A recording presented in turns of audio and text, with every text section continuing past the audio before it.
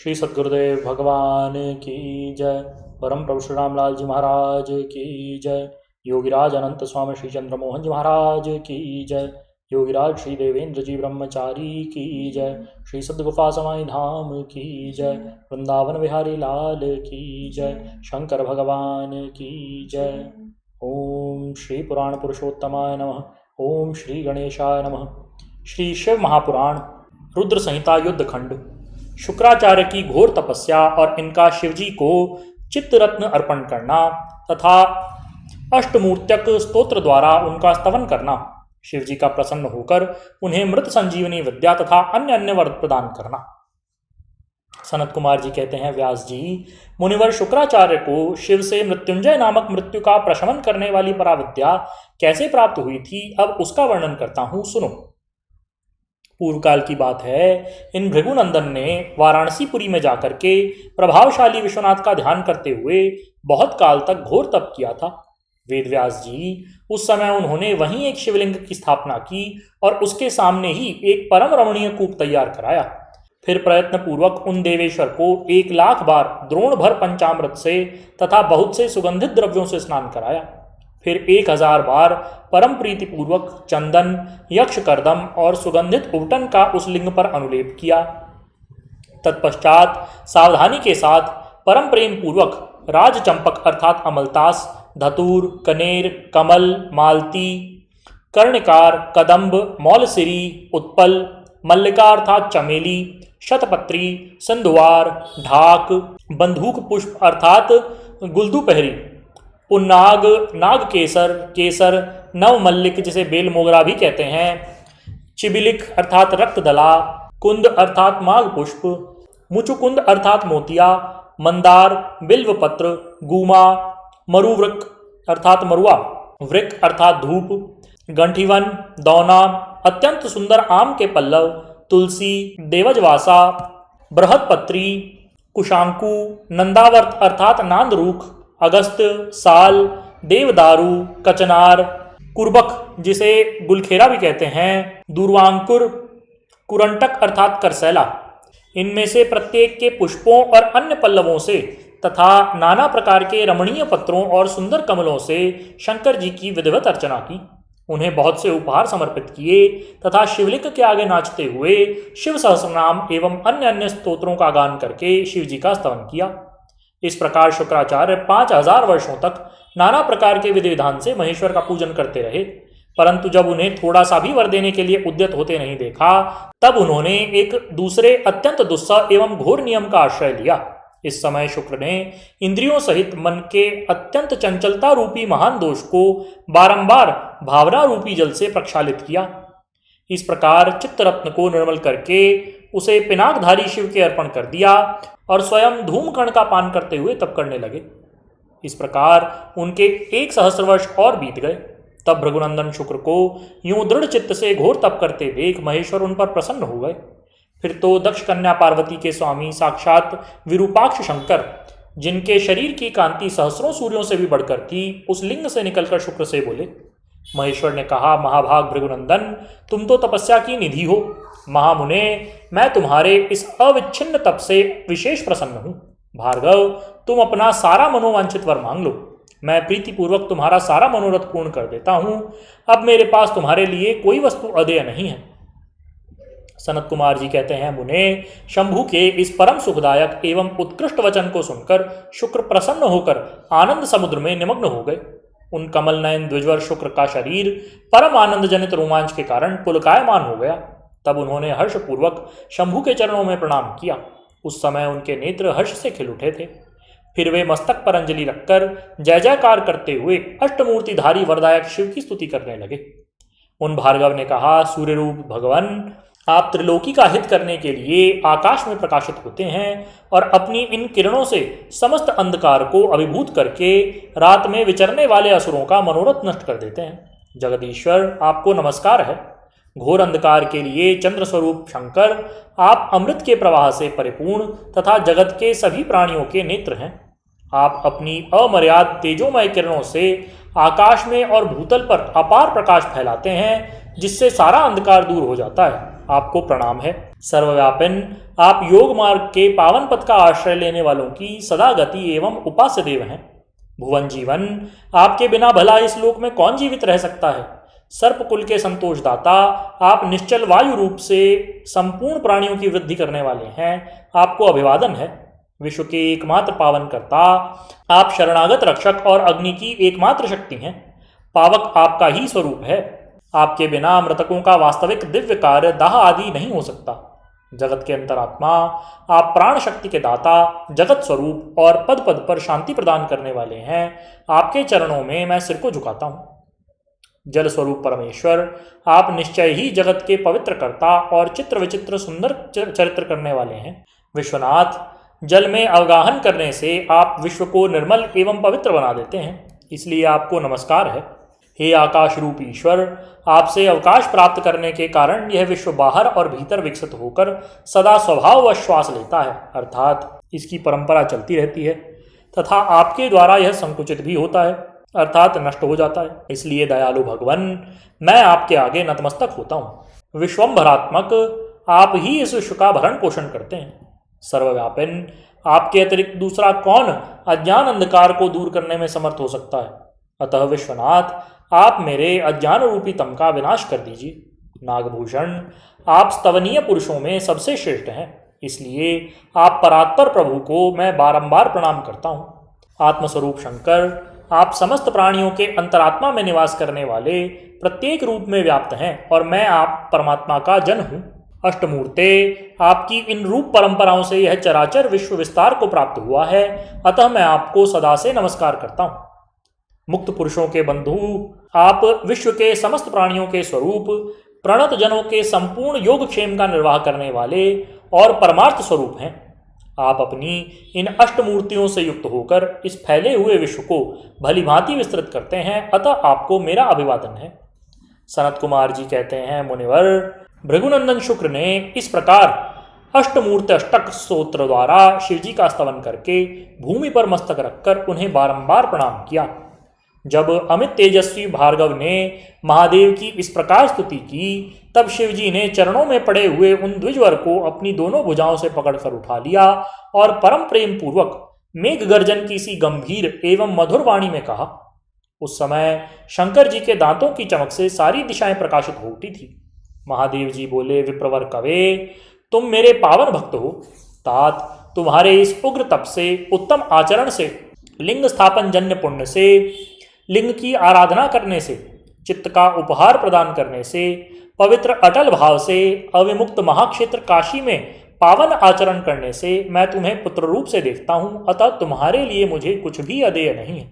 तुम अपने इसी शरीर से मेरी उदर दरी में प्रवेश करोगे और मेरे श्रेष्ठ इंद्रिय मार्ग से निकलकर पुत्र रूप में जन्म ग्रहण करोगे।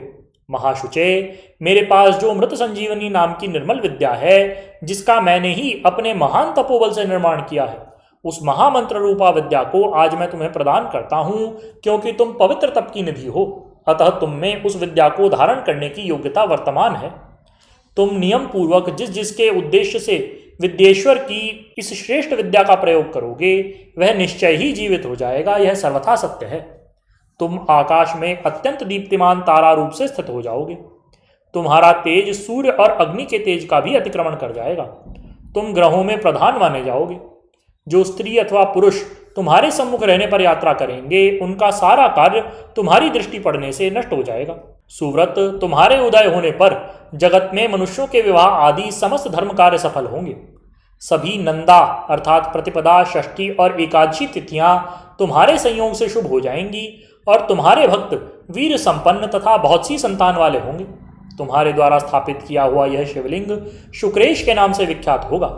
जो मनुष्य इस लिंग की अर्चना करेंगे, उन्हें सिद्धि प्राप्त हो जाएगी।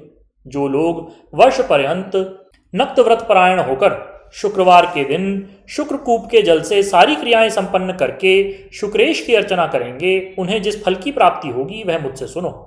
उन मनुष्यों में वीर की अधिकता होगी, उनका वीर कभी निष्फल नहीं होगा। वे पुत्रवान तथा पुरुषत्व के सौभाग्य से संपन्न होंगे, इसमें तनिक भी संदेह नहीं है। वे सभी मनुष्य बहुत सी विद्याओं के ज्ञाता और सुख के भागी होंगे। ऐसे वरदान देकर महादेव उसी लिंग में समा गए। तब भृगुनंदन शुक्र भी प्रसन्न मन से अपने धाम को चले गए।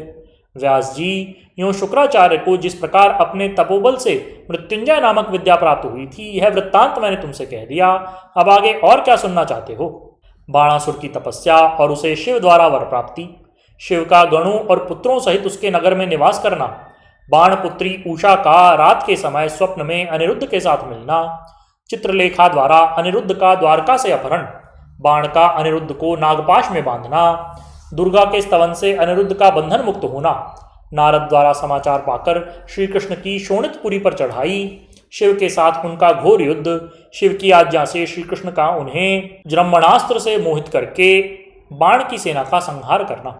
व्यास जी बोले, सर्वज्ञ सनत कुमार जी, आपने अनुग्रह करके प्रेम पूर्वक ऐसी अद्भुत और सुंदर कथा सुनाई है जो शंकर की कृपा से ओतप्रोत है।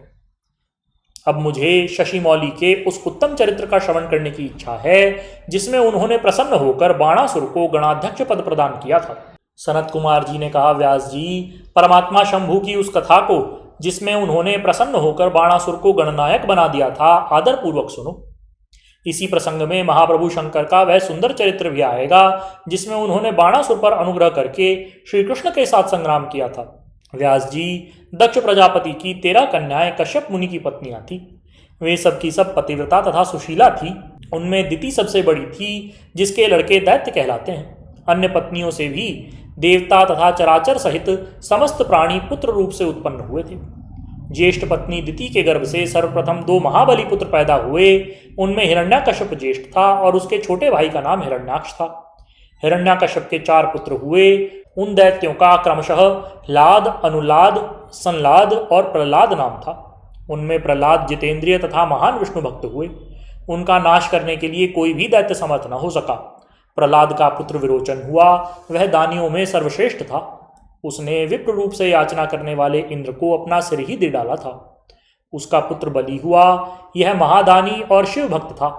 इसने वामन रूपधारी विष्णु को सारी पृथ्वी दान कर दी थी। बलि का औरस पुत्र बाण हुआ। वह शिव भक्त, मानी, उदार, बुद्धिमान, सत्य प्रतिज्ञ और सहस्त्रों का दान करने वाला था।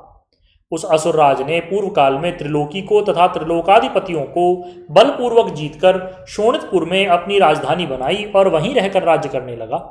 उस समय देवगण शंकर की कृपा से उस शिवभक्त बाणासुर के किंकर के समान हो गए थे।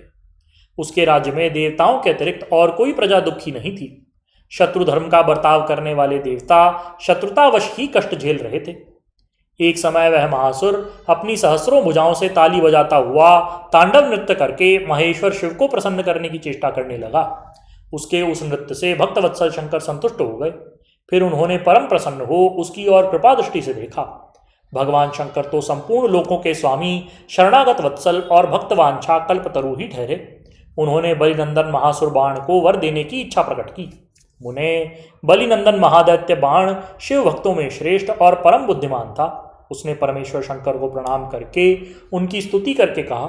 बाणासुर बोला, प्रभो, आप मेरे रक्षक हो जाइए तथा पुत्रों तथा गणों सहित मेरे नगर के अध्यक्ष बनकर सर्वथा प्रीति का निर्वाह करते हुए मेरे पास ही निवास करें। सनत कुमार जी कहते हैं, महर्षि, वह बलिपुत्र बाण निश्चय ही शिवजी की माया से मोह में पड़ गया था। इसलिए उसने मुक्ति प्रदान करने वाले दुराराध्य महेश्वर को पाकर भी ऐसा वर मांगा। तब ऐश्वर्यशाली भक्तवत्सल शंभु उसे वह वर देकर पुत्रों और गणों के साथ प्रेम पूर्वक वहीं निवास करने लगे। एक बार बाणासुर को बड़ा गर्व हो गया। उसने तांडव नृत्य करके शंकर को संतुष्ट किया।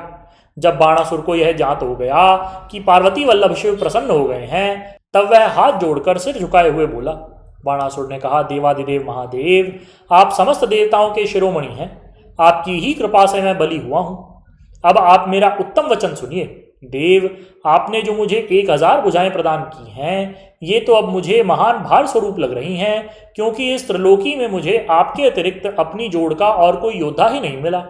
इसलिए वृषभध्वज, युद्ध के बिना इन पर्वत सरीखी सहस्त्रों भुजाओं को लेकर मैं क्या करूं? मैं अपनी इन परिपुष्ट भुजाओं की खुजली मिटाने के लिए युद्ध की लालसा से नगरों तथा पर्वतों को चूर्ण करता हुआ दिग्गजों के पास गया, किंतु वे भी भयभीत होकर भाग खड़े हुए। मैंने यम को योद्धा, अग्नि को महान कार्य करने वाला, वरुण को गौओं का पालन करता गोपाल, कुबेर को गजाध्यक्ष, नृति को सैरंध्री और इंद्र को जीतकर सदा के लिए करद बना लिया है। महेश्वर, अब मुझे किसी ऐसे युद्ध के प्राप्त होने की बात बताइए जिसमें मेरी ये भुजाएं या तो शत्रुओं के हाथों से छूटे हुए शस्त्रास्त्रों से जर्जर होकर गिर जाएं अथवा हजारों प्रकार से शत्रु की भुजाओं को ही गिराएं। यही मेरी अभिलाषा है, इसे पूर्ण करने की कृपा करें।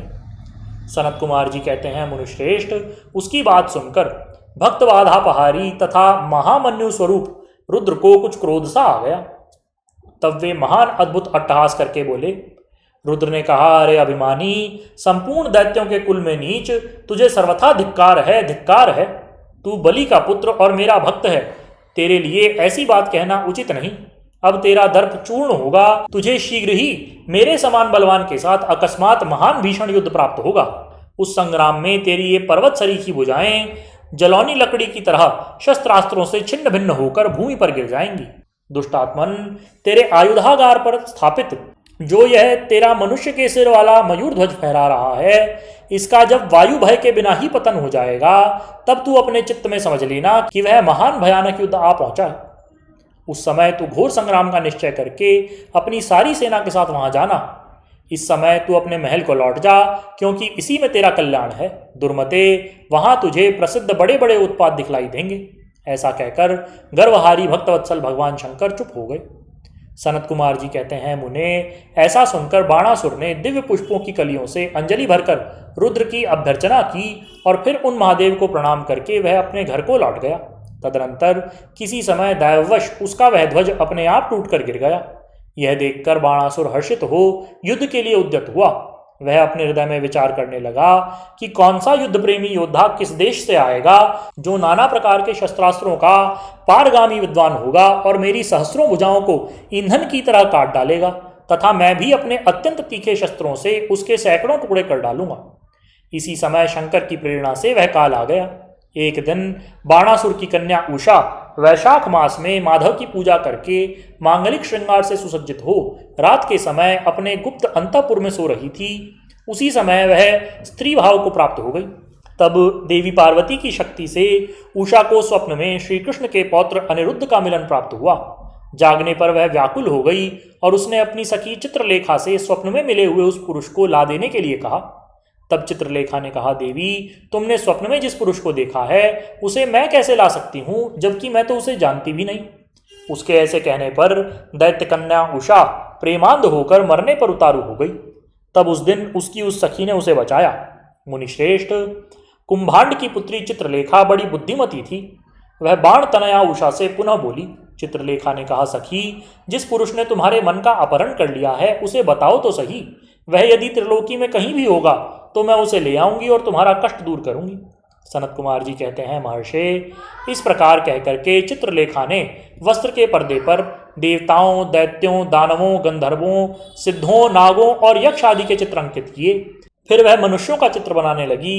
उनमें वृष्णिवंशियों का प्रकरण आरंभ होने पर उसने शूर, वसुदेव, राम, कृष्ण और नरश्रेष्ठ प्रद्युम्न का चित्र बनाया। फिर जब उसने प्रद्युम्न नंदन अनिरुद्ध का चित्र खींचा तब उसे देखकर उषा लज्जित हो गई। उसका मुख अवनत हो गया और हृदय हर्ष से परिपूर्ण हो गया। उषा ने कहा, सखी, रात में जो मेरे पास आया था और जिसने शीघ्र ही मेरे चित्त रूपी रत्न को चुरा लिया है, वह चोर यही पुरुष है। तदनंतर उषा के अनुरोध करने पर चित्रलेखा ज्येष्ठ कृष्ण चतुर्दशी को तीसरे पहर द्वारकापुरी पहुंचकर क्षण मात्र में ही पलंग पर बैठे हुए अनिरुद्ध को महल में से उठा लाई। वह दिव्य योगिनी थी। उषा अपने प्रियतम को पाकर प्रसन्न हो गई। इधर अंतःपुर के द्वार की रक्षा करने वाले वेतधारी पहरेदारों ने चेष्टाओं से तथा अनुमान से इस बात को लक्ष्य कर लिया। उन्होंने एक दिव्य शरीरधारी, दर्शनीय, साहसी तथा समरप्रिय नवयुवक को कन्या के साथ दुश्शीलता का आचरण करते हुए देख भी लिया। उसे देखकर कन्या के अंतःपुर की रक्षा करने वाले उन महाबली पुरुषों ने बलिपुत्र बाणासुर के पास जाकर सारी बात निवेदित करते हुए कहा। द्वारपाल बोले, देव, पता नहीं आपके अंतःपुर में बलपूर्वक प्रवेश करके कौन पुरुष छिपा हुआ है। वह इंद्र तो नहीं है जो वेश बदलकर आपकी कन्या का उपभोग कर रहा है। महाबाहु दानवराज, उसे यहाँ देखिए और जैसा उचित समझे वैसा कीजिए। इसमें हम लोगों का कोई दोष नहीं। सनत कुमार जी कहते हैं, मुनिश्रेष्ठ, द्वारपालों का यह वचन तथा कन्या के दूषित होने का कथन सुनकर महाबली दानव राजबाण आश्चर्यचकित हो गया। तदनंतर वह कुपित होकर अंतःपुर में जा पहुंचा। वहां उसने प्रथम अवस्था में वर्तमान दिव्य शरीरधारी अनिरुद्ध को देखा। उसे महान आश्चर्य हुआ। फिर उसने उसका बल देखने के लिए 10,000 सैनिकों को भेजकर आज्ञा दी कि इसे मार डालो। सेना ने अनिरुद्ध पर आक्रमण किया। तब अनिरुद्ध ने बात की बात में 10,000 सैनिकों को काल के हवाले कर दिया। फिर तो असंख्य सेना पर सेना आने लगी और अनिरुद्ध उन्हें काल का ग्रास बनाने लगा। तदनंतर उन्होंने बाणासुर का वध करने के लिए एक शक्ति हाथ में ली जो कालाग्नि के समान भयंकर थी। फिर उसी से रथ की बैठक में बैठे हुए बाणासुर पर प्रहार किया। उसकी गहरी चोट खाकर वीरवर बाण उसी क्षण घोड़ों सहित वहीं अंतर्ध्यान हो गया। फिर महावीर बलिपुत्र बाणासुर ने, जो महान बल संपन्न तथा शिवभक्त था, छल पूर्वक नागपाश से अनिरुद्ध को बांध लिया। इस प्रकार उन्हें बांधकर और पिंजरे में कैद करके वह युद्ध से उपराम हो गया। तत्पश्चात बाण कुपित होकर महाबली सूतपुत्र से बोला। बाणासुर ने कहा, सूतपुत्र, घास फूस से ढके हुए अगाध कुएं में ढकेलकर इस पापी को मार डाल। अधिक क्या कहूं, इसे सर्वथा मार ही डालना चाहिए। सनत कुमार जी कहते हैं, मुने, उसकी यह बात सुनकर उत्तम मंत्रियों में श्रेष्ठ धर्म बुद्धि निशाचर कुंभांड ने बाणासुर से कहा। कुंभांड बोला, देव, थोड़ा विचार तो कीजिए। मेरी समझ से तो यह कर्म करना उचित प्रतीत नहीं होता, क्योंकि इसके मारे जाने पर अपना आत्मा ही आहत होगा। पराक्रम में तो यह विष्णु के समान दिख रहा है। जान पड़ता है आप पर कुपित होकर चंद्रचूड़ ने अपने उत्तम तेज से इसे बढ़ा दिया है।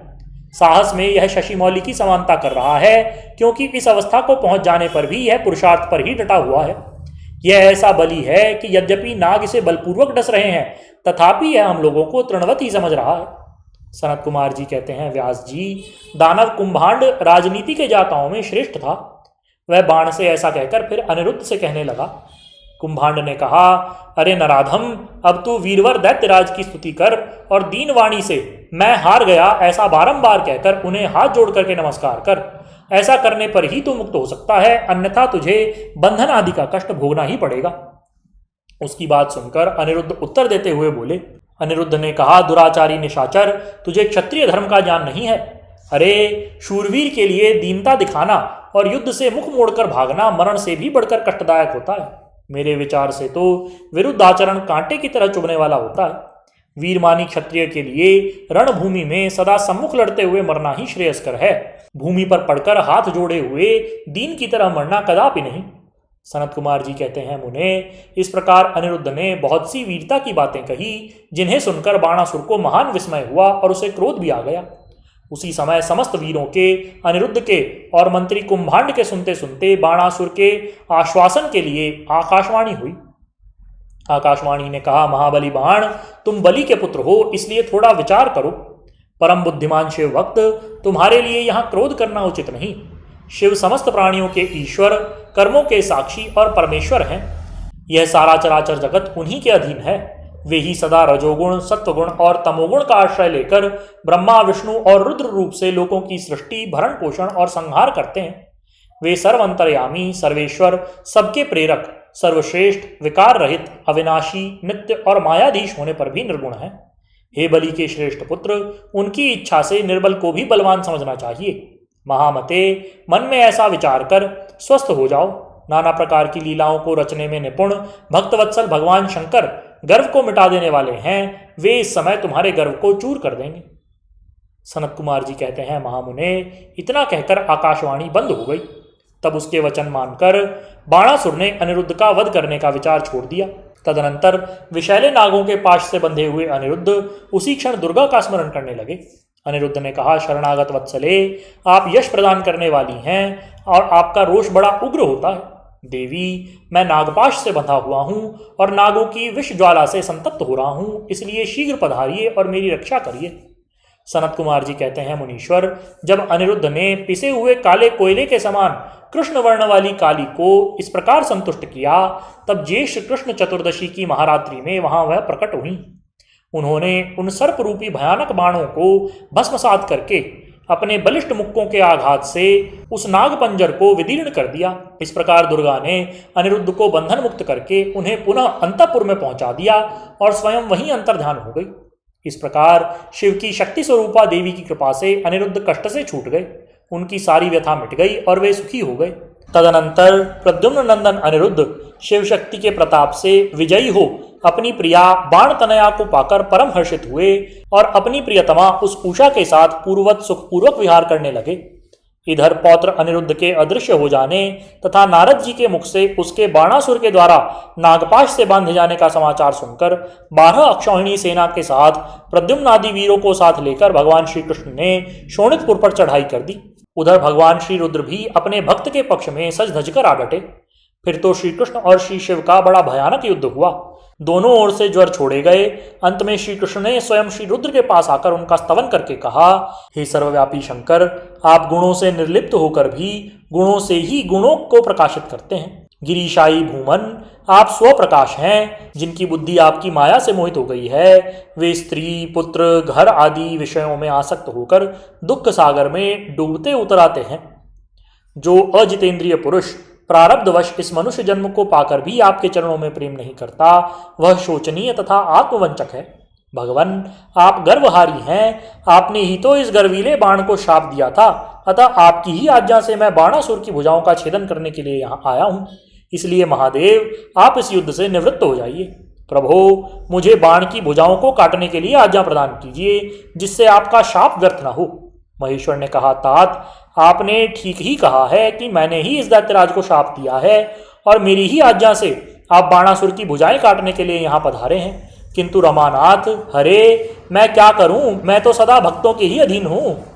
ऐसी दशा में वीर, मेरे देखते बाण की भुजाएं कैसे काटी जा सकती हैं? इसलिए मेरी आज्ञा से आप पहले जृंभणास्त्र द्वारा मुझे जृंभित कर दीजिए, तत्पश्चात अपना अभीष्ट कार्य संपन्न करें और सुखी हो जाएं। सनत कुमार जी कहते हैं, मुनीश्वर, शंकर जी के यूं कहने पर शार्ंगपाणी श्री हरि को महान विस्मय हुआ। वे अपने युद्ध स्थान पर आकर परम आनंदित हुए।